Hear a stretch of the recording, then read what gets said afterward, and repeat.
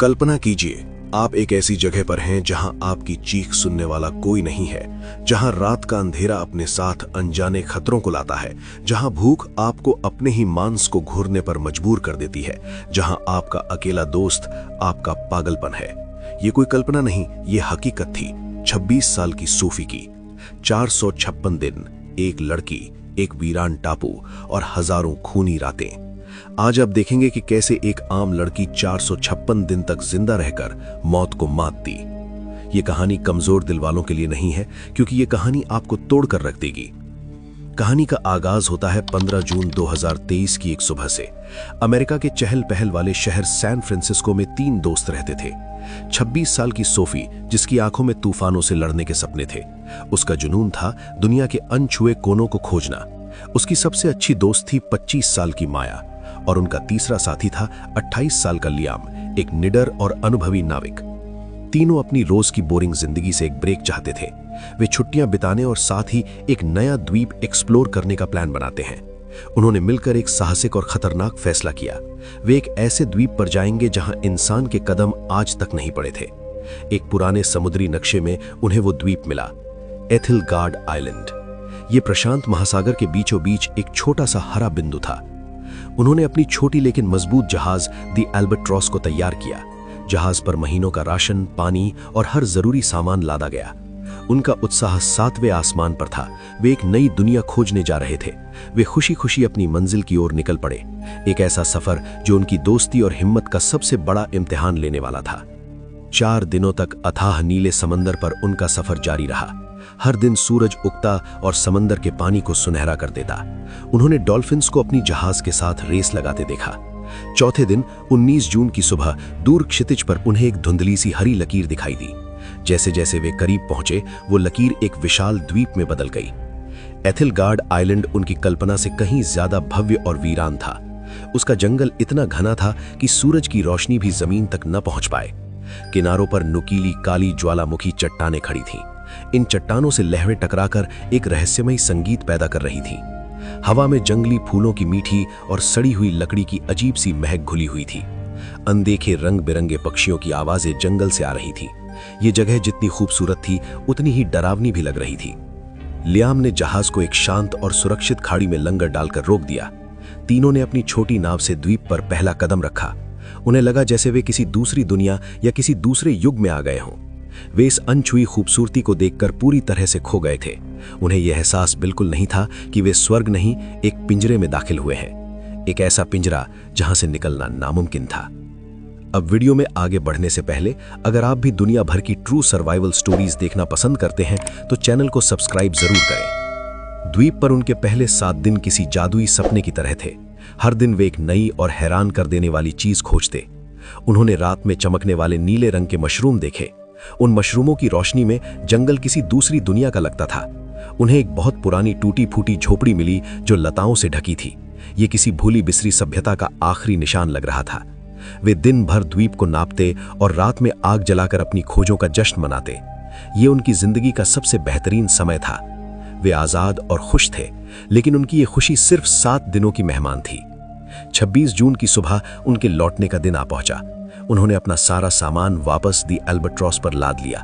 Liam ने मुस्कुराते हुए जहाज का इंजन स्टार्ट करने के लिए चाबी घुमाई, लेकिन इंजन से सिर्फ एक खट की आवाज आई और फिर गहरी खामोशी छा गई। उसने दोबारा कोशिश की, फिर दोबारा, पर इंजन स्टार्ट नहीं हुआ। घंटों की मशक्कत के बाद भी वे उसे ठीक नहीं कर पा रहे थे।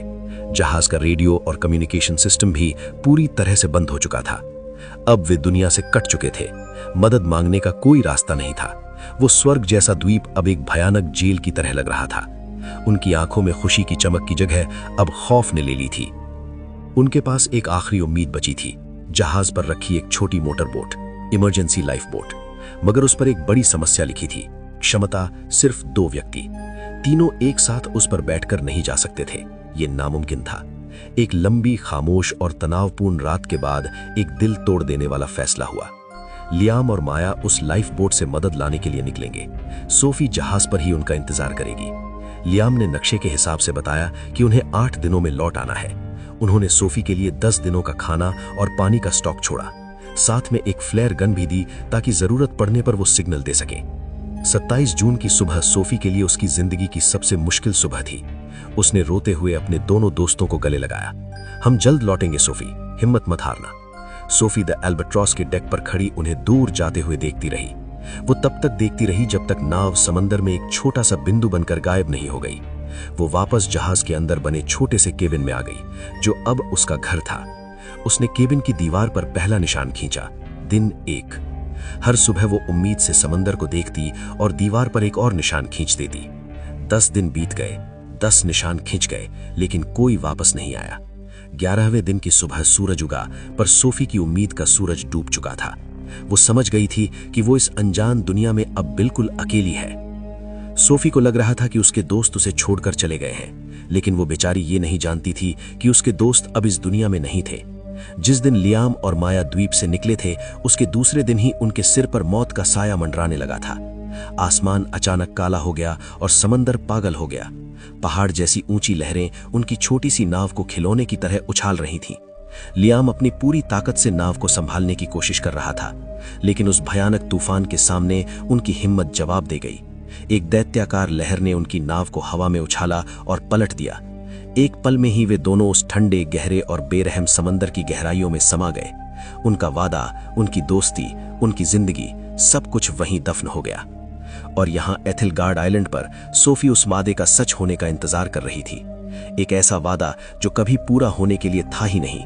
वो हर रात जहाज के केबिन में दुबकी रहती, तूफान की आवाज सुनती और ये सोचती कि उसके दोस्त कहाँ होंगे। उसे नहीं पता था कि जिस तूफान से वो डर रही है, वही तूफान उसके दोस्तों को उससे हमेशा के लिए छीन चुका था। उसका इंतजार अब कभी खत्म नहीं होने वाला था।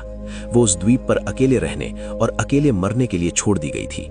दोस्तों के जाने का यकीन उसे अंदर से तोड़ चुका था। अब लड़ाई सिर्फ जिंदा रहने की थी, हर एक सांस के लिए जंग। खाना हफ्तों पहले खत्म हो चुका था।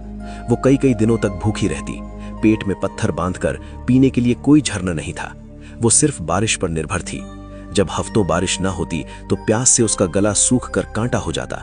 वो सुबह पत्तों पर जमी ओस की बूंदों को चाटकर अपनी प्यास बुझाती। रातें सबसे ज्यादा खौफनाक थीं। जंगली सूअरों के झुंड जहाज के आसपास घूमते और जमीन खुरचते उनकी घुरघुराने की आवाज सुनकर सोफी की रूह कांप जाती। वो केबिन का दरवाजा कसकर बंद कर लेती और खामोशी से सुबह का इंतजार करती। लेकिन भूख किसी भी डर से बड़ी होती है। एक दिन कई दिनों की भूख से तड़पकर उसने एक फैसला किया, अगर जीना है तो मारना होगा। उसने जहाज से मिले लोहे के एक टुकड़े को पत्थर पर घिसकर एक धारदार भाला बनाया। उसने एक खतरनाक जंगली सूअर का शिकार करने की ठानी। ये एक जानलेवा फैसला था जिसमें एक चूक का मतलब मौत था। लेकिन सोफी के पास अब खोने के लिए कुछ नहीं बचा था। सोफी की जिंदगी अब एक रूटीन बन चुकी थी, शिकार करो, जिंदा रहो। उसने कई हफ्तों की कोशिश और कई चोटों के बाद अपना पहला शिकार किया। उस दिन उसने कई महीनों बाद पेट भरकर मांस खाया था। लेकिन हर शिकार एक जानलेवा जंग होती थी। दिन हफ्तों में, हफ्ते महीनों में और महीने साल में बदल गए। सोफी ने दीवार पर 365 निशान पूरे कर लिए थे। 1 साल बीत चुका था। शहर की वो नाजुक लड़की अब पूरी तरह से एक जंगली योद्धा बन चुकी थी। उसने सूअरों की खाल से अपने लिए मजबूत लिबास बना लिया था। अकेलेपन से लड़ने के लिए उसने बांस से एक छोटी सी बांसुरी बना ली थी। हर शाम वो उस पर दर्द भरी धुनें बजाती जो उस वीरान द्वीप पर गूंजती थीं। समय बीतता रहा। दीवार पर निशानों की संख्या 400 पार कर चुकी थी। सोफी अब शारीरिक रूप और मानसिक रूप से थक चुकी थी, टूट चुकी थी। एक दोपहर वो उदास बैठी जहाज के डेक से समंदर को देख रही थी। तभी उसे दूर क्षितिज पर एक बिंदु दिखा। वो एक जहाज था। सोफी की सूखी रगों में जैसे अचानक खून की बाढ़ आ गई। वो अपनी पूरी ताकत से चिल्लाई। उसने आग जलाई, कपड़े लहराए, लेकिन सब बेकार गया। जहाज अपनी राह पर चलता रहा और आंखों से ओझल हो गया। उस दिन सोफी का दिल हमेशा के लिए टूट गया। लेकिन उसी टूटे हुए दिल से एक नई जिद ने जन्म लिया। मैं यहाँ सड़कर नहीं मरूंगी, मैं इस समंदर से लड़ूंगी। उसने फैसला कर लिया, वो इस द्वीप से भागेगी। लगभग 1 महीने तक सोफी ने दिन रात एक कर दिया। उसने बांस के सबसे मजबूत लट्ठों और लताओं को इकट्ठा किया। उसने अपनी पूरी ताकत और द्वीप पर सीखी हर कला का इस्तेमाल किया। उसने बांस के लट्ठों को कसकर बांधकर एक छोटा सा बेड़ा बनाया। उसने जहाज के मलबे से मिले कपड़े का एक छोटा सा पाल भी तैयार किया। उसने अपनी नाव को नाम दिया होप, यानी उम्मीद। उसने अपने साथ कुछ हफ्तों के लिए सूखी मछली और मांस जमा किया। मीठे पानी के लिए उसने नारियल के खोखले खोलों को भर लिया। और हाँ, उसने अपनी वो कीमती बांसुरी भी अपने साथ रख ली। 426वें दिन उसने अपनी छोटी सी होप को समंदर में धकेला। उसने आखिरी बार अपने उस द्वीप को मुड़कर देखा जो उसकी जेल भी था और घर भी, और फिर वो अनजान अथाह समंदर में उतर पड़ी। शुरुआती कुछ दिन उसकी हिम्मत बनी रही, वो पाल की मदद से आगे बढ़ती रही, लेकिन जल्द ही उसे इस सच्चाई का सामना करना पड़ा। वो इस अंतहीन समंदर में एक पत्ते की तरह थी जिसका कोई किनारा नहीं था। चारों तरफ मीलों तक सिर्फ नीला पानी और खामोशी थी। अब उसे द्वीप का अकेलापन भी एक नियमत लगने लगा था। उसका खाना और पानी हर गुजरते दिन के साथ कम हो रहा था। उसने अपनी जिंदगी का सबसे बड़ा और सबसे खतरनाक जुआ खेला था। 1 महीना, फिर 2 महीने। सोफी अब समंदर में पूरी तरह खो चुकी थी। लगभग 450 दिन अकेले लड़ते लड़ते वो अब अपने अंत के करीब थी। उसका सारा खाना और पीने का पानी कई हफ्ते पहले ही खत्म हो चुका था। वो अब सिर्फ बारिश के पानी के सहारे जिंदा थी जो कभी कभार बरसता था। दिन का जलता हुआ सूरज उसका सबसे बड़ा दुश्मन था। उसकी त्वचा झुलसकर काली पड़ गई थी और जगह जगह से फट गई थी। नमक वाले पानी और हवा ने उसके शरीर पर अनगिनत जख्म दे दिए थे। वो भूख से इतनी कमजोर हो गई थी कि अब हिलना भी मुमकिन नहीं था। उसका शरीर सूखकर लकड़ी के एक ढांचे जैसा रह गया था। उसे अब अक्सर मतिभ्रम होने लगे थे। उसे आवाजें सुनाई देती थीं। उसे लगता था कि माया और लियाम उसे नाव से पुकार रहे हैं। कई बार बड़ी बड़ी शार्क मछलियां उसकी नाव के आसपास मंडराती थीं, लेकिन अब उसे डर भी नहीं लगता था। उसने खुद को मौत के हवाले कर दिया था। वो बस अपनी नाव पर बेहोश सी पड़ी रहती, अपनी आखिरी सांस का इंतजार करती। उसने जिंदगी की हर जंग लड़ी थी, लेकिन अब वो ये जंग हार चुकी थी। उसकी हिम्मत ने जवाब दे दिया था, शरीर ने साथ छोड़ दिया था। उसकी कहानी का अंत अब बस कुछ ही घंटों की दूरी पर था। इस विशाल बेरहम समंदर में वो गुमनाम मरने वाली थी। ये उसकी कैद का 456वां दिन था और शायद आखिरी भी। वो अर्ध बेहोशी की हालत में थी जब उसे एक बहुत दूर से आती हल्की सी गूंज सुनाई दी। शायद ये भी उसका एक वहम था, उसने सोचा। लेकिन गूंज बढ़ती गई। ये एक इंजन की आवाज थी। उसने अपनी जिंदगी की बची खुची सारी ताकत लगाकर अपनी गर्दन उठाई। दूर, बहुत दूर नहीं, उसे एक जहाज दिखाई दिया। ये एक बड़ा रिसर्च वेसल था जिसका नाम था ओरायन स्टार। ये इतना करीब था कि उस पर चलते हुए लोग भी नजर आ रहे थे। सोफी ने चिल्लाने की कोशिश की, पर उसके गले से सिर्फ एक फुसफुसाहट निकली। उसकी आंखों से गर्म आंसुओं की धारा बह निकली। ये कैसी किस्मत थी, जिंदगी इतने करीब आकर भी इतनी दूर खड़ी थी। तभी उसकी नजर अपनी गोद में पड़ी उस बांसुरी पर गई। उसके दिमाग में जैसे बिजली कौंधी। मेरी बांसुरी। उसने कांपते हुए टूटे हुए हाथों से उसे उठाया, अपने फटे हुए होठों पर रखा और अपनी आखिरी सांसों की ताकत से उसमें फूंक मारी। एक बहुत ही कमजोर, टूटी फूटी, दर्द और उम्मीद से भरी एक धुन निकली और ओरायन स्टार के डेक पर एक अफसर शांति से समंदर को देख रहा था। तभी उसे हवा के साथ आई वो अजीब, दर्द भरी और नामुमकिन सी धुन सुनाई दी। उसने हैरानी से अपने साथी से पूछा, तुमने वो सुना जैसे कोई रो रहा हो? उन्होंने दूरबीन से उस दिशा में देखा और उन्हें वो छोटा सा बेड़ा दिखा। पानी में कोई है। जहाज का सायरन बज उठा। जब बचाव दल उस तक पहुंचा, सोफी बेहोश हो चुकी थी, लेकिन उसकी उंगलियों ने अपनी उस बांसुरी को कसकर पकड़ रखा था। उसे एक धुन में उसे मौत के मुंह से वापस खींच लिया था। उसने अपनी हिम्मत और उस बांसुरी की धुन पर मौत को भी हरा दिया। सूफी की ये अविश्वसनीय कहानी अगर आपके दिल तक पहुंची हो तो इस वीडियो को एक लाइक जरूर दें और कमेंट्स में लिखकर बताएं कि इस कहानी के किस हिस्से ने आपके रोंगटे खड़े कर दिए। ऐसी ही और हैरान कर देने वाली कहानियों के लिए मेरे चैनल को अभी सब्सक्राइब करें। मिलते हैं अगली कहानी में। बहुत बहुत धन्यवाद।